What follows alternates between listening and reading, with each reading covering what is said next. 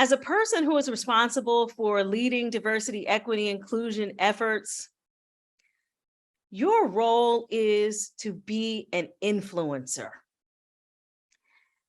By an influencer, we're highlighting that, for instance, if you're in a chief diversity officer position, you may have some formal authority. You may have a title as a DEIB lead of the entire enterprise, of a particular division, of a liaison for your department.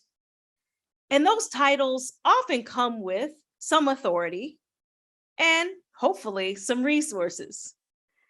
If you're in a firm that has a long history in leading in diversity, equity, inclusion, belonging, and you're positioned within the C-suite, you probably have access to more resource and perhaps even more authority. But if you're new to your role or even crafting a new role for your organization, you'll probably start out with a bit less authority, but you'll be able to rely on influence nonetheless. Influence techniques to lead change start with assessing your allies.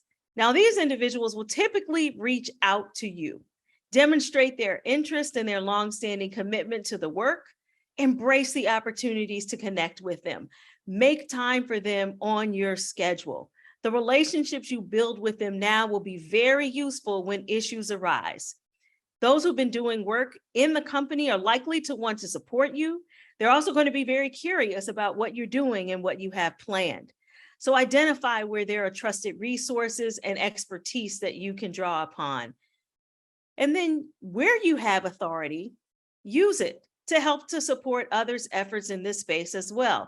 Give people some cover. Oftentimes, for instance, leaders of your employee resource groups and other invested change agents and champions are committed to the work, but they don't have the political cover that they often need to drive change.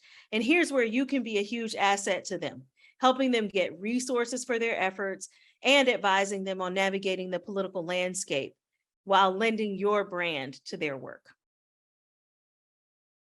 Consider your relationships with the chief people officer or the CHRO or even the CEO. What kind of information are they seeking, and how can you provide it in ways that position you as a trusted advisor? Assess their level of comfort with receiving information that runs against their current understanding. Can you be direct, or do you need to begin with soft selling the situation?